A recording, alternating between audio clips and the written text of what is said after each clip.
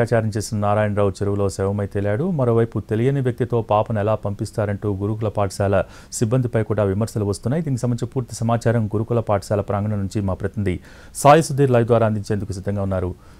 భోగి తుని గురుకుల పాఠశాలలో జరిగిన ఘటనతో ఇటు పేరెంట్స్ కావచ్చు, అదేవిధంగా పిల్లల బంధువులందరూ కూడా స్కూల్ దగ్గరికి వస్తున్నారు. అసలు ఏం జరిగింది ఏంటి, స్కూల్కి సంబంధించి ఎటువంటి భద్రత ఉందని కూడా పూర్తి స్థాయిలో వివరాలు తెలుసుకునే పనిలో పడ్డారు. ఇదే తుని గురుకుల పాఠశాల. ఇందులోనే దాదాపు 500 మంది స్టూడెంట్స్ చదువుకుంటారు. దానికి సంబంధించి కూడా ఒక ప్రోటోకాల్ ఉంటుంది. ఎందుకంటే హాస్టల్ కావచ్చు, అదేవిధంగా స్కూల్ కూడా ఇదే కావడంతో దానికి సంబంధించి ఒకవేళ బయట వ్యక్తులు ఎవరైనా వస్తే దానికి సంబంధించి ఒక ప్రోటోకాల్ ఉంటుంది.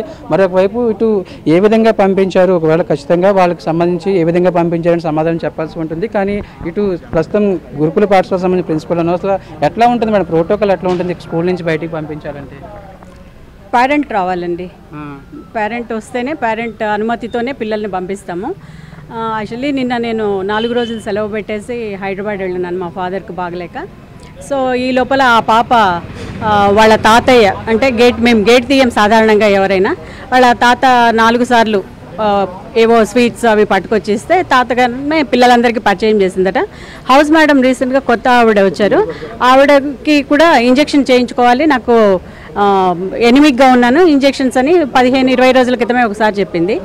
సో ఆ క్రమంలో ఈవిడ కన్ఫర్మ్ చేసుకొని వచ్చింది పిల్ల తాతయ్యేనా అని పిల్లల్ని కూడా అడిగి కన్ఫర్మ్ చేసుకొని పంపించింది.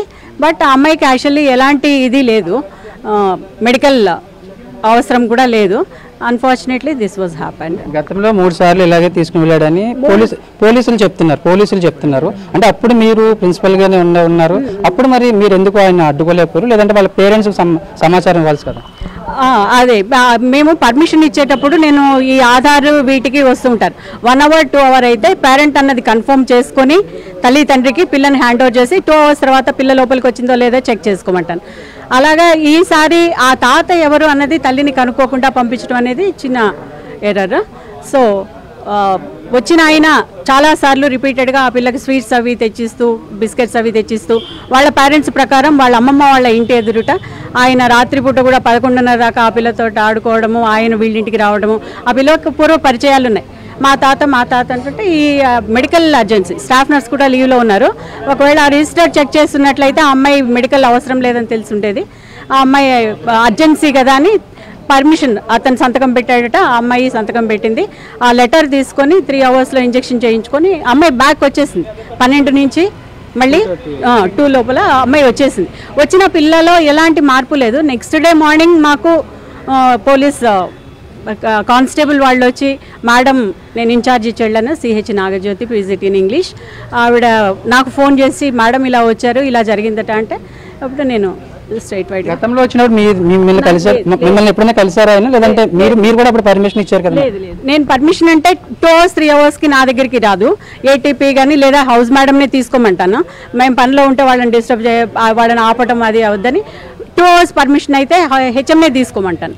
వాళ్ళు తల్లి తండ్రి అవ్వాలి, ఖచ్చితంగా తల్లిదండ్రి అయితేనే హ్యాండ్ ఓవర్ చేసి. అదే ఇప్పుడు జరిగింది. అది ఉన్నట్లయితే, తల్లి వచ్చినట్లయితే ఇదంతా వచ్చిండేది కాదు కదా. ఒకసారి కన్ఫర్మ్ చేసుకొని ఉండాల్సింది. ఖచ్చితంగా మేము తల్లిదండ్రికే ఇస్తాం పర్మిషన్. ఒకసారి అమ్మాయి కూడా కొత్త అవ్వడంతో అవగాహన లోపం అది. ఎవరైనా సరే పేరెంట్స్ వస్తేనే మేము పంపిస్తాం. ఒక్కసారి ఆ అమ్మాయి తల్లికి ఇన్ఫార్మ్ చేసి వీళ్ళు మీ వాళ్ళేనా అని కనుక్కొని ఉంటే బాగుండేది. బట్ అతను తాత అని పిల్ల ఖచ్చితంగా తీసుకొచ్చి ఇలా చేస్తే అంత వయసు అయినా ఇట్లా చేస్తాడు అనుకోని లేదు. ఆ అమ్మాయి బై మిస్టేక్ వాళ్ళని అడగకుండా సరే ఇంజెక్షన్ చేయించుకొని రా అని పంపించడం జరిగింది. చాలా మంది వస్తున్నారు, ఇప్పుడు మీరు బయట చూసే ఉంటారు. చాలా మంది ఈ ఇన్సిడెంట్ తర్వాత వాళ్ళు ఒక ఆందోళన, ఒక భద్రతా భావం ఉంటుంది కదా, వాళ్ళకి ఏం చెప్తారు మరి? సహజంగా ఎవరైనా సరే పిల్ల అలా జరిగిన తర్వాత మన పిల్ల అయినా సరే మనం భయపడతాం, ఇక్కడ పెట్టాము ఏం చేయాలనేది. దానికి అదే నేను చెప్తున్నాను. ఇందాక పేరెంట్స్ అందరూ వచ్చారు, నేను వచ్చిన తర్వాత చాలామంది. రేపు మీటింగ్ పెట్టేసి వాళ్ళందరిలో భయపడాల్సింది లేదు. ఇక నుంచి ఒక ప్రొఫార్మా ఒకటి పెట్టుకొని ఏ పేరెంట్ని ఎవరు అలౌ చేస్తారు, పేరెంట్ ఎవరు, తల్లి ఎవరు, తండ్రి ఎవరు, ఖచ్చితంగా వాళ్ళే. ఒకవేళ పేరెంట్ లేకపోతే తండ్రి బదులు ఎవరు వస్తారు, తల్లి బదులు ఎవరు వస్తారు, సైన్ చేసినటువంటి వాళ్ళని మాత్రమే ఆ స్వీట్లైనా బిస్కెట్లైనా అవి కూడా వద్దని చెప్తున్నాము. 2వ ఆదివారం మాత్రమే మాకు పర్మిషన్ ఉంది పేరెంట్స్ని కలవడానికి. ఆ రోజు కేవలం పేరెంట్స్ మాత్రమే వచ్చి పిల్లలతోటి గడపాలి. అది కూడా గర్ల్స్ ఇన్స్టిట్యూషన్ కదా, ఇంకా సాధ్యమైనంత వరకు తల్లి వస్తేనే మంచిదని మేము భావిస్తున్నాము. సో దీని మీద నేను ఇందాక పేరెంట్స్ అడిగితే అదే చెప్పాను. గుంపు అంతా వచ్చేసి స్కూల్ మీద ఉంటుంది. అందుకే నేను చెప్తున్నాను, రేపు శనివారం నాడు దాకా మీటింగ్ మీరు ఆగక్కర్లేదు. ఈ రోజే నేను గ్రూప్లో మీ పిల్లలంతా సేఫ్గా ఉన్నారని మెసేజ్ పెడుతూ ప్రతి పిల్ల చేత మీరు మాట్లాడేటట్లు నేను అరేంజ్ చేస్తాను అని చెప్పాను. మీరు ఎందుకు ఇచ్చారు మేడం? మీరు తెలుసుకోవాలి కదా, ఒక బయట వ్యక్తులు వస్తే ఖచ్చితంగా పర్మిషన్ మేడం గారు ఇచ్చారండి. మేడం ఆ పాప తాతయ్యని ఐడెంటిఫై చేసి మేడం పర్మిషన్ ఇచ్చేసి పంపించి పాప వచ్చి రిపోర్ట్ చేసిన తర్వాత నాకు చెప్పారు పాప వచ్చేసిందని.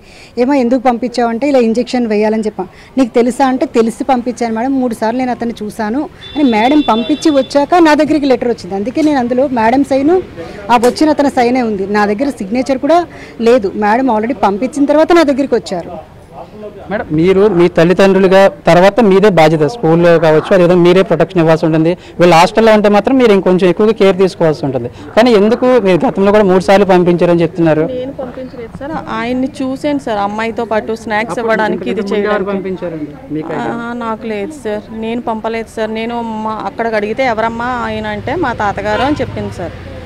అప్పుడు క్లాస్లో ఉన్న మిగిలిన పిల్లల్ని కూడా అడిగితే ఎవరమ్మా అంటే ఆయన వాళ్ళ తాతగారే మేడం, ఆ అమ్మాయికి ఎప్పుడు స్నాక్స్ అవి తెచ్చిస్తూ ఉంటారు అని అనడంతో నేను అంతకుముందు 2-3 సార్లు చూడడం వల్ల ఇప్పుడు నేను వాళ్ళ పేరెంట్స్కి ఇన్ఫామ్ చేయకుండా పర్మిషన్ ఇచ్చాను సార్. అంటే 1 అవర్ పర్మిషన్కి కాబట్టి క్లాస్ టీచర్ ఎట్లా ఉంటుంది మేడం? మీకు రెగ్యులర్గా ఉంటుందా? బాగానే ఉంటుంది సార్ రెగ్యులర్గా. మొన్న టైఫాయిడ్ కానీ ఇంటికి వెళ్ళింది సార్. ఇది మొత్తం చూసుకోవచ్చు, స్కూల్లో ఉన్న టీచర్స్ కావచ్చు అదేవిధంగా ప్రిన్సిపల్ చెప్తుంది ఒకటే, ఇది హెల్త్ ఇష్యూ కాబట్టి తాము వెళ్ళాము, తమ మిస్టేక్ జరిగిందని చెప్తూనే, కానీ ఈ గతంలో కూడా 3 సార్లు వచ్చారు కాబట్టి ఆ అమ్మాయి తమ తాత అని చెప్తున్నప్పుడు కూడా ఆ విధంగా తాము పంపించామని చెప్తున్నారు. దీనికి సంబంధించి ప్రస్తుతానికైతే నారాయణరావుకి సంబంధించిన సూసైడ్ చేసుకున్నారని చెప్తున్నారు. ఏం మేడం ఏం చెప్దాం అనుకుంటున్నారు మీరు vice principal? Sir actually madam గారు 3 సార్లు పంపించలేదు సార్, పోలీసులు 3 సార్లు పంపించలేదు సార్. మేడం గారు గేట్ దగ్గర 2-3 సార్లు చూశారు కాబట్టి వాళ్ళ హౌస్ పిల్లలు వాళ్ళ క్లాస్ పిల్లలు ఈవెన్ ఆ పాప కూడా లెటర్ తనే రాసుకుని మా తాతయ్యని చెప్పబట్టి మేడం గారు గుర్తించి పంపించారు సార్. పంపించిన తర్వాత వచ్చిన తర్వాత పోలీసులు చెప్తున్నది ఏంటంటే స్కూల్ నుంచి మీ మేడం కాకపోతే ఇంకొక మేడం ఎవరైనా కానీ స్కూల్ నుంచి ఇప్పటి వరకు 5 సార్లు తీసుకుని వెళ్ళాడు అని పోలీసులు చెప్తున్నారు. 3 సార్లు అతను వచ్చాడు సార్, వచ్చాడు కానీ తీసుకెళ్లేదు సార్. నిన్న మాత్రమే మేడం పంపించారు సార్.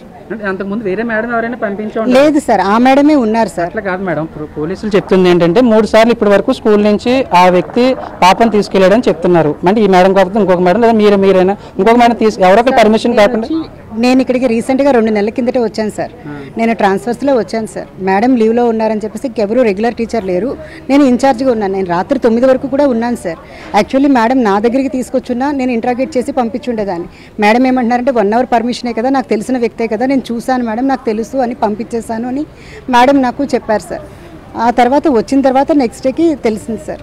వచ్చిన తర్వాత రిపోర్ట్ చేశారు నాకు పాప వచ్చిన తర్వాత. మధ్యాహ్నం అయినా మీరు పాప కంప్లైంట్ చేసిందా అంటే ఏం లేదండి, మధ్యాహ్నం స్టడీలో ఉంది సార్, బయాలజీ టీచర్ ఉన్నారు, నైట్ స్టడీలో ఫిజిక్స్ టీచర్ ఉన్నారు.